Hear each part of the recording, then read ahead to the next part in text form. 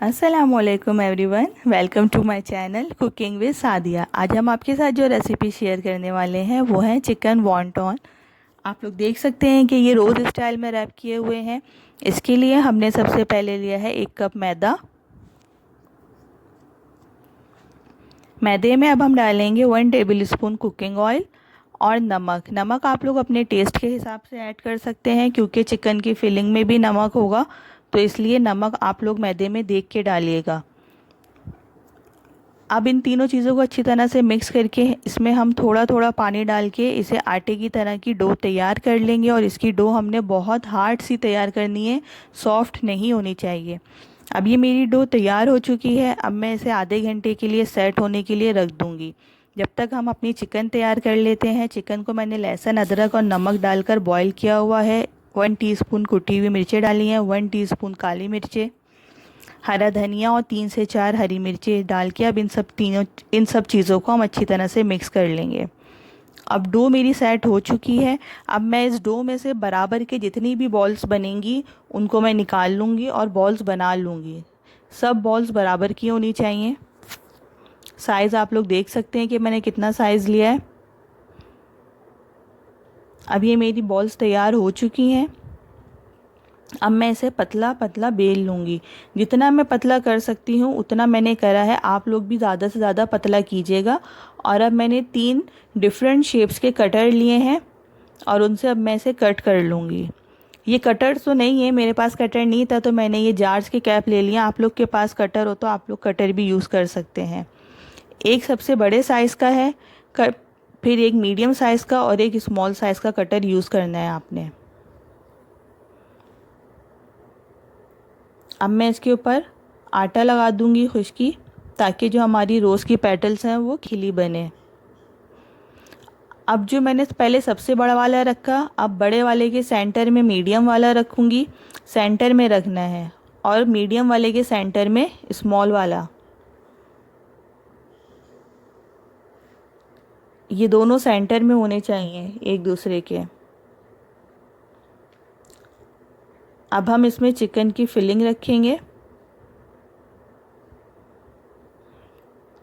ये हमने इस तरह से रखनी है चिकन की फिलिंग।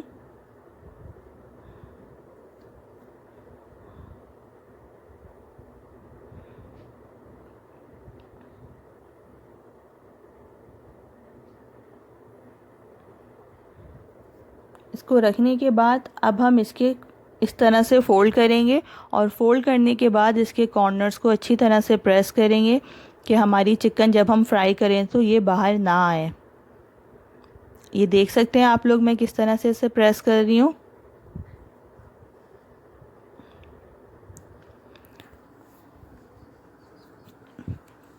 अच्छी तरह से दबाने के बाद जो स्मॉल वाला पार्ट होगा उधर की साइड से हमने इसे फ़ोल्ड करना है।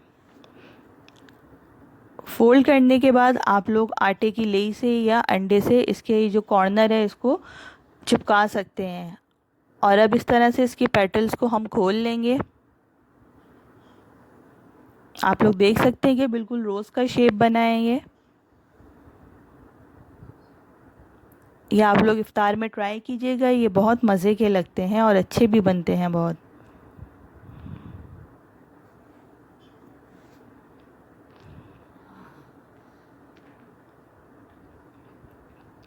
अब मैं आप लोगों को एक दूसरा भी बनाकर दिखा देती हूँ, ताकि आप लोग को अच्छे से समझ में आ जाए कि मैंने किस तरह से फ़ोल्ड किया है। इसका शेप बिल्कुल सही आना चाहिए, जिस तरह से मैं कर रही हूँ उसी तरह से ही कीजिएगा, तो आपका शेप भी बिल्कुल परफेक्ट ही आएगा।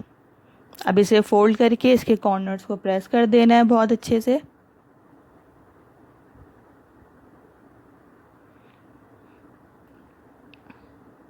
कॉर्नर्स को प्रेस करने से ये होगा कि हमारी जो चिकन होगी वो फ्राई करते हुए बाहर नहीं आएगी। और अब मैं इसे फ़ोल्ड कर दूंगी स्मॉल वाले साइड से।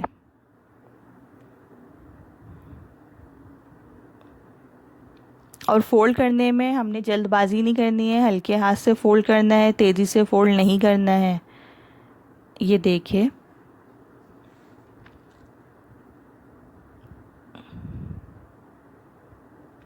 आप लोग देख सकते हैं कि इसका शेप बिल्कुल रोज़ वाला ही आया है।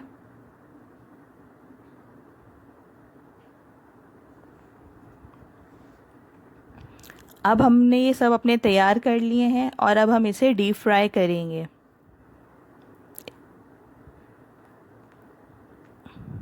ये हमारे तैयार हो चुके हैं। डीप फ्राई करते हुए हमने अपनी फ्लेम मीडियम कर देनी है। आप लोग इसे ज़रूर ट्राई कीजिएगा और फीडबैक ज़रूर दीजिएगा। अपना ख्याल रखिएगा। अल्लाह।